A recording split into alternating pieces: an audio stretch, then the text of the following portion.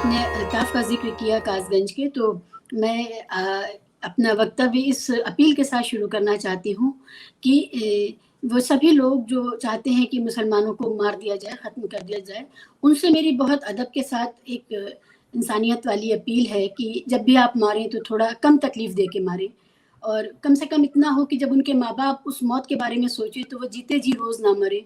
ऐसे मारें कि कुछ कम तकलीफ़ हो, कम पता चले। तो ये मेरी एक ह्यूमैनिटेरियन अपील है उन सभी लोगों से जो मुसलमानों को मारने का इरादा रखते हैं और मार रहे हैं। नहीं नहीं, हम इसी ये के साथ इजाजत नहीं दे सकते हैं लोगों को कि आप मारे ही, चाहे कम तकलीफ देकर मारे। वो आपका हत्या काम तो है हत्या है। मुकेश जी, वो बिल्कुल आपका नहीं काम नहीं नहीं, आपका आप जो मैं कह रही आपका हैं, भाई हम आपकी पीड़ा को मैं समझते हुए भी मुझे इससे आप हक सहमत कोई भी दीजिए, नहीं होगा। अपने हिंदू जी भाइयों से ये अपील करने का हक दीजिए मुझे। आप क्यों आप ऐसे जी, कर रहे हैं? प्लीज। मैं शिवा अपने जी, हिंदू जो भाइयों आप से ये अपील कर रही हूँ, शिवा हम जी, बरसों से साथ जो रहे लोग हैं। अगर आज जो हम ये लोग इस चाहते हैं कि आप मानसिकता के हमें हैं, जो कम लोग इस कम मानसिकता तकलीफ के देके हैं, मारें। जिनको आप संबोधित कर रही हैं कि वो कम तकलीफ दे के मारे, आपको ये भरोसा है कि वो आपकी अपील मान लेंगे? अगर वो नहीं इतने ही लेकिन हम ह्यूमन और होते कर क्या सकते तो ये हैं? सोच ही तो नहीं सकते हैं कि किसी को मारा जाए। विनोद जी हम क्या करें? हम क्या करें? नहीं नहीं, हम आप क्या करें? ये हम ये क्या ये करें? जी मत करिए। अभी हिंदू इस देश नहीं में बताइए हम क्या करें? संविधान है, हम इस सिर्फ ये देश में चाहते अभी हैं कि जो अगला तमाम, यहाँ शिकार हो बहुत हम में ऐसा से नहीं है, उसको देश थोड़ी बड़ा कम नहीं तकलीफ है। हो। चलिए विनोद शिवा जी, जी, जी शिवा जी, आपका अब मुद्दे पर लौटते हैं। आपको मुद्दे बड़ी पर बात लौटते हैं। मालूम है कि सबसे ज्यादा फर्जी मुकदमे देश के अंदर जो है वो मुसलमानों के ऊपर सबसे ज्यादा फर्जी मुकदमे हैं। इसमें तो कोई शक नहीं है। और सबसे ज्यादा जो एनकाउंटर हुए हैं वो भी मुसलमानों की यूपी के अंदर हुए हैं, इसके अंदर भी कोई शक नहीं है। तो अगर एक एक घटना के अंदर आप जो है अब मतलब 50 लोगों को 100 लोगों को अगर आप अंदर डाल देंगे और फिर जो 10 और 20 साल तक घसीटेंगे और उसके बाद 40 साल के बाद में आदमी को आप भरी करने का काम करेंगे, तो ये मानसिकता तो बनेगी जो शिवा बहन कह रही हैं। ये दर्द है जिसको मुझे लगता है कि हर हिंदुस्तानी को समझना पड़ेगा कि हमारा फेलो सिटीजन क्या महसूस कर रहा है। अगर वो भी महसूस बिल्कुल नहीं करेंगे, हमें अपने आप को इंसान मानने का हक ही नहीं है। ये मेरा कहना है। उनको हम आप जी बरसों वीडियो से शिवा साथ जी, चलाएं, रहे हैं। शिवा जी हम को फेसबुक अपनी बरसों से बात पे साथ रखने रहे वो दीजिए। हैं। जी शिवा जी, मुद्दे पर जी आती हूँ, शिवा जी, मैं मुद्दे पर जी आती हूँ। देखिए हम बरसों से साथ रहे हैं। अगर मैं एक अपील अपने भाइयों से करना चाहती हूँ तो मुझे उसकी इजाजत दीजिए। खैर, मुद्दा ये है कि हम लोगों ने, सभी विद्वानों ने बहुत अकल की बात की है। मैं सिर्फ एक नया शब्द आज के इस डिस्कशन में, जिसको आप सब लोग भली भांति जानते हैं, जिसका नाम है फाशिज्म। फाशिज्म में और टेररिज्म में जो फर्क है, यहाँ पर बिल्कुल वही फर्क है।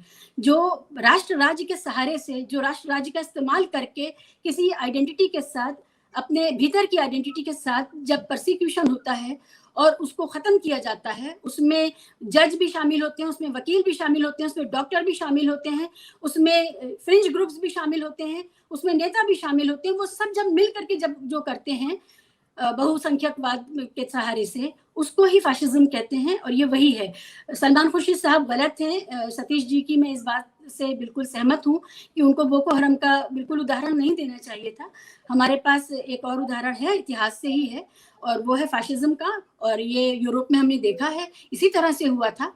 और जर्मनी से में कितने लाख लोगों का सफाया कर दिया गया था, और वो स्टेट ने किया था, चुनी हुई सरकार ने किया था। और वो लोग जो ये मानते थे कि उनके साथ अन्याय हुआ है, वो बहुसंख्यक लोग अन्याय के नाम पर वो बदला ले रहे थे। उनके अंदर एक हीन भावना भरी थी उनके नेता ने कि तुम्हारे साथ बहुत अन्याय हुआ है, और उस हीन भावना के तहत ही वो इतना बड़ा जनसंहार हुआ था, और वो धीरे धीरे हुआ था। तो इसी आपके चैनल पर भी और सब जगह, बाकी सब जगह, सभी विद्वान जितने जो पैरामीटर्स हैं फाशिज्म के, उसमें शायद 18 या 20 पैरामीटर्स हैं, उसमें हम 16 या 17 पार कर चुके हैं भारत में। और ये बात सेटल्ड है, ये कोई मैं बात नहीं कर रही हूँ, मैं तो उद्धृत कर रही हूँ उन लोगों को जो लोग ये मानते हैं कि ये फाशिज्म है। तो यहाँ पर मैं यही चाहूंगी कि मेरी नजर में ये प्योर फाशिज्म है, और इसको उसी तरह से अगर हम उसका आंकलन करेंगे, अध्ययन करेंगे, तो शायद हम ज्यादा बेहतर नतीजे पे पहुंचेंगे कि जब राष्ट्र, राज्य, सरकारें, मीडिया और अदालतें और कार्यपालिका सब कुछ एक साथ आते हैं, ये तय करते हैं कि हमें एक खास पहचान से जान छुड़ानी है, और उसमें हम किसी का नहीं सुनेंगे। एक बहुत जबरदस्त बात यह है कि भारत विश्व समुदाय का एक सदस्य है, यूनाइटेड नेशंस का मेंबर है, ह्यूमन राइट्स का सिग्नेटरी है, और ये सब करते हुए वो कर रहा है जो त्रिपुरा में हो रहा है, जो कासगंज में हो रहा है, जो गुजरात से लेकर के असम तक हो रहा है। तो ये आज के दौर में हमारी जो इस दौर की सबसे बड़ी खासियत ये है कि इसने हमारी भाषा को लूट लिया है। आप ह्यूमन राइट्स वायलेशन करते हुए ह्यूमन राइट्स का झंडा उठा सकते हैं, क्योंकि आप उस चालाकी से भाषा का इस्तेमाल करते हैं।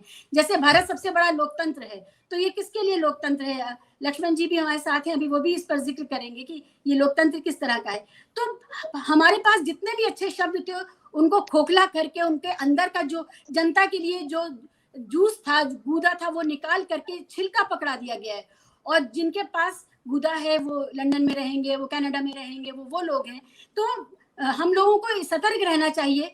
सलमान खुर्शीद जैसों को भी, क्योंकि अब वो सेवानिवृत्त टाइप के पॉलिटिशियन है, उनके पास भी कोई काम नहीं है। बजाय इसके कि राहुल गांधी का साथ देते, उन्होंने सोचा कि कुछ अपनी अहमियत बनाई जाए, और वो बेकार की एक उन्होंने हरकत की है जिसकी मजम्मत करती हूँ मैं। उन्हें ये नहीं करना चाहिए था। हालांकि सारी किताब में वो बड़े डिफेंसिव हैं, उनको हर चीज बहुत भली लगी है उसमें, और उसमें कोई हर्ज नहीं है। तो ये एक वितंडा उन्होंने खड़ा किया। तो मुझे ये लगता है कि ये चुनाव प्रधान देश है हमारा। इस चुनाव प्रधान देश में गोदी मीडिया के पास यही एक सहारा है कि वो कासगंज पे चर्चा ना करे, वो त्रिपुरा पे चर्चा ना करे, वो रफाल पे चर्चा ना करे, वो इसी पर चर्चा करेगी। शुक्रिया। सत्य हिंदी का ऐप डाउनलोड करें गूगल प्ले स्टोर पर।